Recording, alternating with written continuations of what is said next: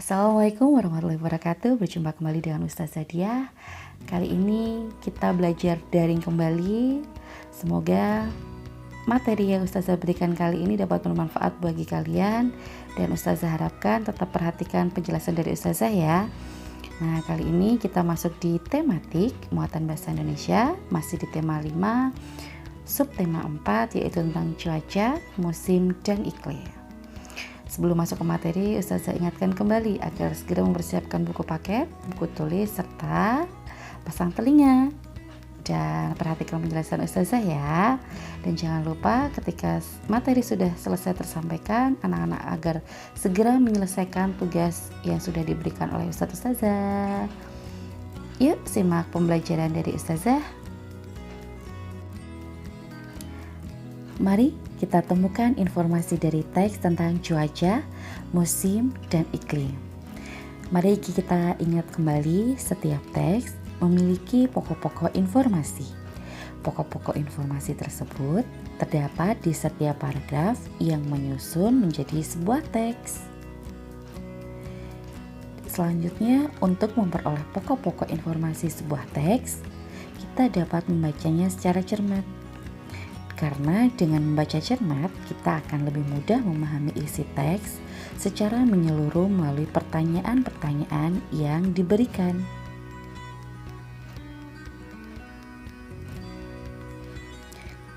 Nah, di sini Ustazah akan memberikan cara pokok-pokok informasi berkaitan dengan musim di Indonesia.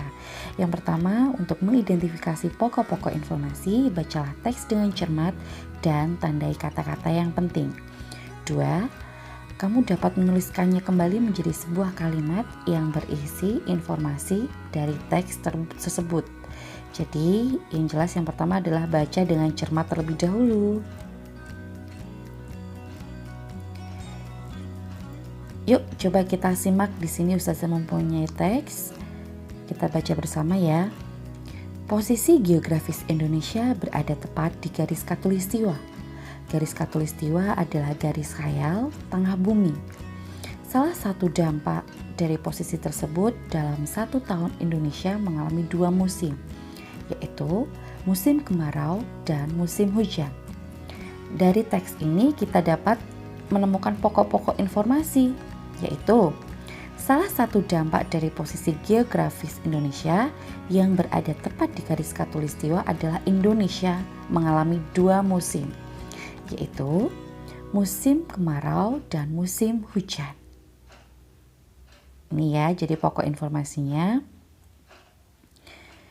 Menceritakan kembali percakapan yang diperagakan. Oke, tadi udah teks, kita sekarang akan belajar menceritakan kembali dari percakapan. Dapat diinformasikan dari percakapan, dapat diceritakan kembali kepada orang lain.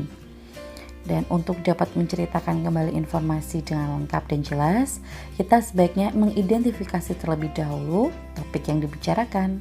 Karena informasi penting dicatat supaya dapat disampaikan kembali dengan lengkap dan jelas. Jadi kita juga harus cermat dalam menulisnya ya. Dan tersampaikan informasi tersebut dengan jelas dan tepat. Oke, jadi sini Ustazah mempunyai percakapan antara Fitri dan kakak. Oke, Fitri dulu. Wah, kakak sudah pulang ya? Bagaimana tadi kunjungannya ke BMKG? Iya Fit, kakak baru saja sampai. Menarik sekali kunjungan hari ini. Kakak tadi dijelaskan tentang pengaruh perubahan iklim di Indonesia loh. Apa itu perubahan iklim kak? Kamu pernah merasakan cuaca yang berubah secara tiba-tiba Fit? Nah, perubahan iklim adalah perubahan pola cuaca yang terjadi dalam waktu puluhan tahun dan tercatat sebagai statistik Fit. Oh iya, jadi perubahan cuaca yang tiba-tiba adalah salah satu akibat dari perubahan iklim ya kak?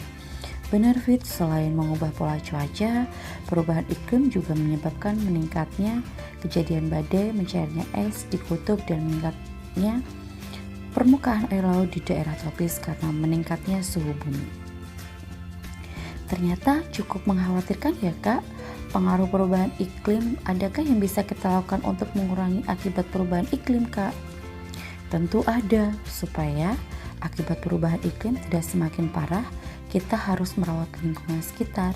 Misalnya dengan mengurangi polusi, udara, menanam pohon, serta tidak menebang pohon secara sembarangan. Nah, ini merupakan salah satu contoh percakapan antara Fitri dan kakak. Nah, di sini kita setelah membaca dengan cermat dan sesama, kita nantinya akan bisa memberikan informasi apa ya terkandung dalam percakapan ini.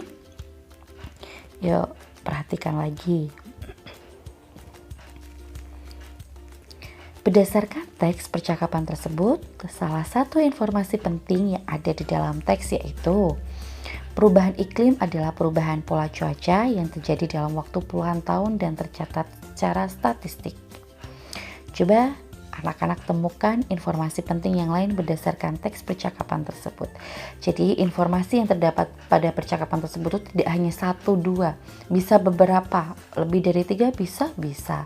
Apabila kita membacanya secara cermat, kita bisa menemukan informasi lainnya. Jadi menemukan makna istilah khusus. Selanjutnya kita akan belajar ini, yaitu kita dapat menemukan istilah khusus. Jadi kita setelah membaca teks dengan cermat dan menandai kosakata yang berkaitan dengan tema teks. Makna istilah khusus tersebut kita dapat cari di KBBI atau Kamus Besar Bahasa Indonesia. Oke ya. Jadi berikut adalah contoh makna kata atau istilah khusus. Nah, ini kita selalu ingat ya kalau kita bisa mencari di KBBI. Nah, di sini Ustazah sudah mempunyai 3 contoh, yaitu cuaca, musim, iklim. Nah, cuaca ini kita jelaskan kembali, meliputi wilayah tertentu saja, dapat diamati dalam waktu singkat dan dipengaruhi kelembapan udara dan suhu. Kalau musim, nah di musim di sini meliputi wilayah yang cukup luas, dapat diamati dalam hitungan bulan dan dipengaruhi oleh kondisi cuaca dalam waktu dan jarak tertentu.